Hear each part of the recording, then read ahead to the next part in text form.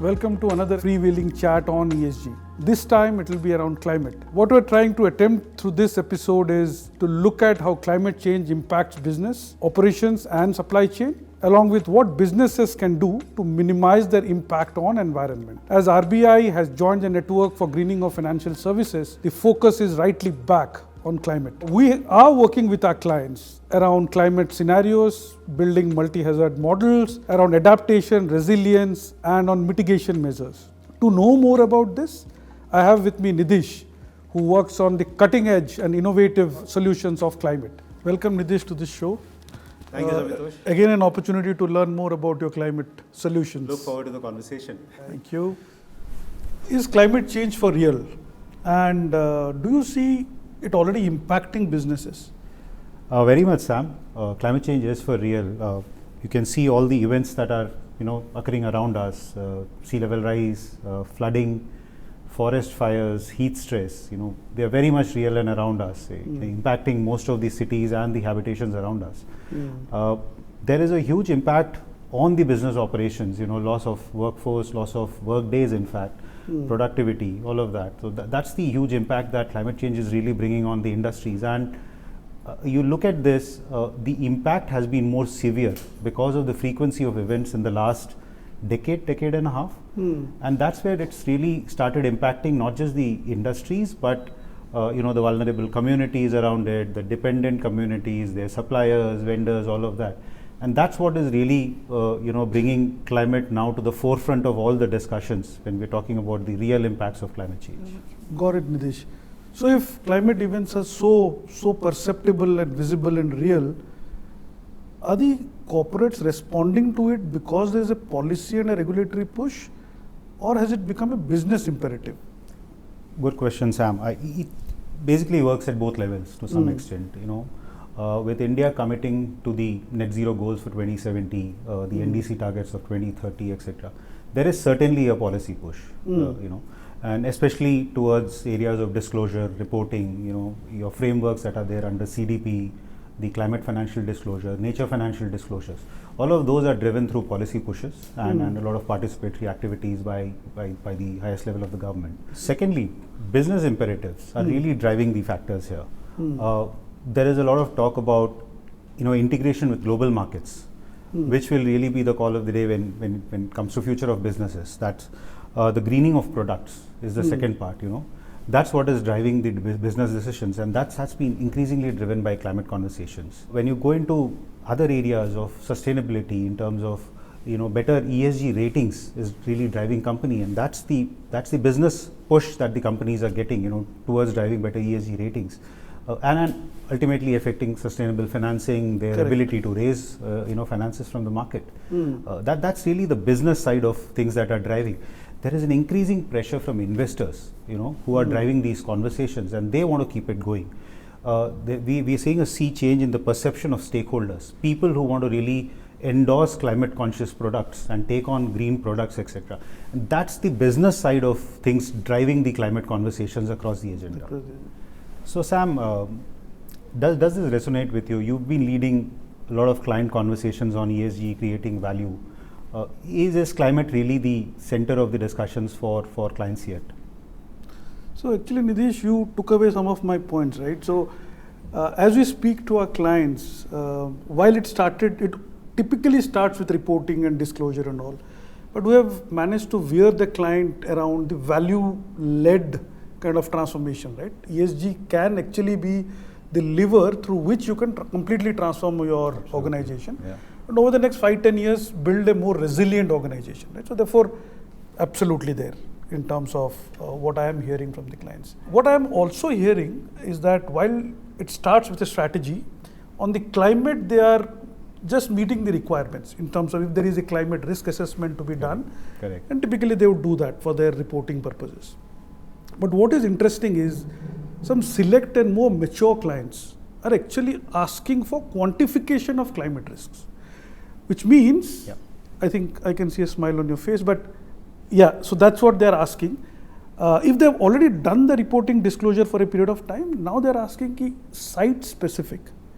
Can we actually quantify the risk of climate? If they have an operation, if they have assets, if they have people, how will it influence the productivity? How will it influence their supply chain? So they actually want to see whether there are solutions in the market which can actually quantify that at a particular site. So, and that excitement is there in the client, but most of them are still at a POC pilot stage, taking it forward, exploring solutions around it, right? So therefore, and I understand you have done that, right? Over the last, I think 5-6 years, you have been attempting, doing it, proving it to the clients. With a decade of your work in this area of planning, designing, implementing such quantification of risk programs, what would you have to share on how you go about doing that?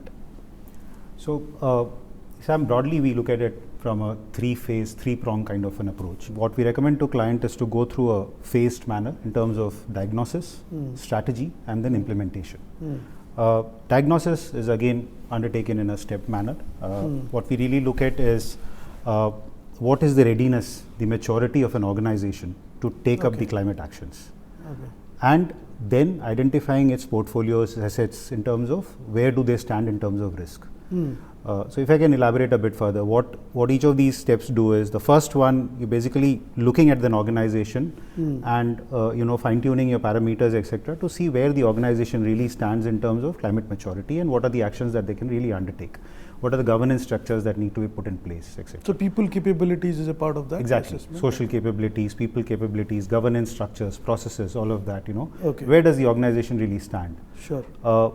The second point that we really look at, the readiness, is the assessment around its portfolio in terms of climate risk. How vulnerable are the assets? How exposed are the assets in terms of climate threats? Be it acute, be it your chronic assets, your chronic kind of risks that are there, short term, long term. Where do they really stand? And these are what, physical assets which are infrastructure, or also people? And it can go through the entire process chain. It can look at physical assets to start with in terms of physical impacts of a climate event, a hazard which is there, and also look at the organization, its operations, its productivity, its supply chain, all of that, the entire part. How does it really get affected? That's where it stands. And when we doing the physical risk assessment, we really get into details on climate risk assessment, a deep dive on the climate risk assessment and where do the organization really stand. So for example, if I'm looking at a company which has high value assets and there is an exposure in a certain area,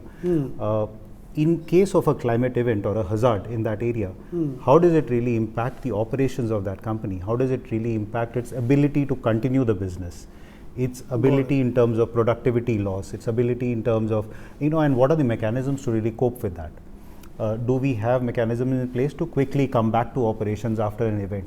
Those are what forms as a part of the climate risk assessment really. So this would be a part of the strategy, is it? The diagnosis, then the strategy? So diagnosis, so all of the assessments falls under diagnostic.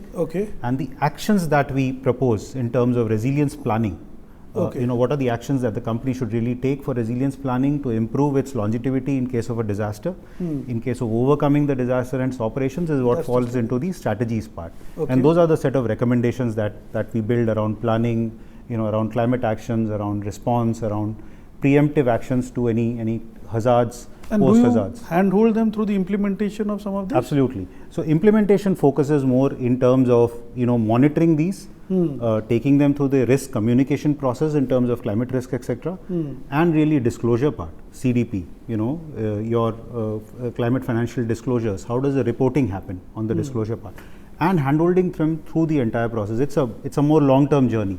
When you create the climate capabilities with the client, we're working with them, their staff, over a period of 8 months, 12 months. So you can drive outcomes then. So exactly. Are you saying that after the program, you will leave the company more resilient? Completely. That is the focus of implementation, and that's where we want to work with our clients and leave them ready in terms of being able to plan for the next set of actions. Implementation on a preemptive implementation of climate actions or post-disaster actions, or the governance structure internally to be able to decide in case of a hazard or a disaster event. Sure. I really see the new equation coming to life here. Right? So it's all human-led, tech-enabled kind of solutioning that you do. So can you bring it to life? One life cycle of a project, how you use technology, what are the different tools that you leverage upon? Sure. So climate tech is really, an integral component when we provide climate solutions. It's embedded in mostly all the solutions that we provide. And there are various range of services that we really take to client.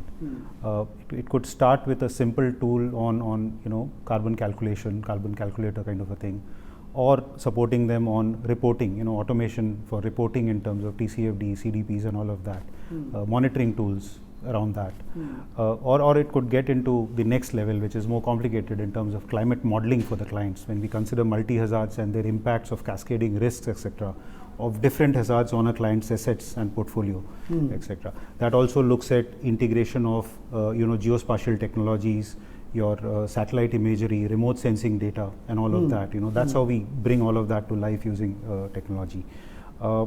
Then there are the next level of support that we could provide in terms of dashboards, decision support systems for the client, monitoring dashboards for them on a continuous basis, how they take it, and these are more real time for the client, so that their actions and decisions can be real time for the client. These feed into your emergency response systems, your emergency preparedness systems, and things like those. And that's a whole level of technology support that's long term for the client. How we provide that. What's very interesting is we've seen when we provide the support to the client, the response time is much better, and their ability to bring their operations back after, in case of a climate hazards, is much quicker. And even in terms of a long term, in terms of getting their operations back, that's and this is very visible or very, very relevant when you take these solutions to, say, a power discom or a telecom operator. We are saving substantially in terms of outage time for them and reducing their losses, and that's where the real case for business investment in climate resilience comes in. It's very automatic, because it saves so much for them that they're really willing to look at some of these planning solutions, construction solutions, implementation solutions all across. And answer one more point, and very interestingly, post-pandemic is the time when firms have been so actively investing in digital. And this is really the time when they should integrate the climate thinking into their digital solutions. Build really it's simple, it's not very complicated, because we're talking about building a climate layer of information into the various systems that they have, asset management system, or an incident response system, or a monitoring system, or supply chain monitoring system. You build that climate layer into it, and that information is available to take your decision through. It builds a better integrated climate kind of response system, and of course for your business continuity for the future. And that's how the entire climate process helps in making better decisions and building a resilient future. No, but it echoes, right? So I think a lot of conversations around clients are also happening around the transformation agenda, right? We have been in the midst of these conversations where the client is telling us, I'm already undertaking a transformation based on digital, so let me first complete that, then I will talk the ESG. I said that's not the way forward. Exactly. Ideally, any transformation that you do should have only two levers now. ESG should be one layer, second layer should be digital, because if you are building out models without taking ESG parameters into, you are not actually building that resilient or fit for future kind of organization. So absolutely echo your sentiments here, Nidish. So who are the takers for your services? I understand people who have large physical assets can be one category of your takers, but can you give me a little more color to this? So bang on, Sam. The large corporate houses are the ones that we generally, initiate these conversations with. They are the biggest takers for this, because they are the owners of industrial units, manufacturing units, and so on and so forth. The second set of institutions really are the institutions which deal in finances. Banks, investors, lenders, insurance companies. Increasingly what we're seeing is, in terms of banks, looking at climate as an integral part of their lens to look at high-risk portfolios, high-risk assets which are there, and cost them into their... And even in their investment decisions, right? Absolutely. Before they make an investment, to bake it into their frameworks. And that's increasingly driven by the push from RBI, NGF, as you mentioned earlier. Right. Those are things which are driving this. Investors and lenders are again building the climate lens into any of their investment decision making. I remember from an earlier conversation you mentioned about how BlackRock is really driving the ESG agenda into The portfolios, etc. is there. So that's the lens lenders are bringing in, investors are bringing in into the climate conversations now. Insurance companies, given the frequency of events, the high exposure of assets that are there, etc. Insurance companies are playing a very critical role. They are looking at climate lens increasingly on every assets that they are picking up. The third and very important set of institution is really the government. The national, state, and local government. They being the largest in terms of investments in infrastructure being undertaken. So really looking at climate lens when taking investment decisions on large infrastructure projects, be it energy, telecom, irrigation, all of that. That climate planning, climate resilience planning, climate risk assessment is integrally becoming a part of the decision making on DPRs, investment decisions, where to locate the project, how do you design the project, all of that. And that's at the national and state government level. So just to add, I have worked on one of these coastal states where we looked at the resilience of the power infrastructure. Yeah, absolutely. So now, I can connect with very this. interesting conversation that we brought up, because there we looked at the wind hazards, how is it really impacting, the cyclone impact on the assets that are there for the states, and the cascading and emerging impacts because of that. That's very important, because we're not looking at immediate impact, but the cascading impact of, as I mentioned earlier, power infrastructure has an impact on transportation, which has an impact on other infrastructure assets, and so on and so forth. Telecom, all of that. That's the cascading effect that an infrastructure system of infrastructure has. Interestingly, Sam, local governments are becoming big takers on this one. We've been working with them on city resilience, city planning, etc.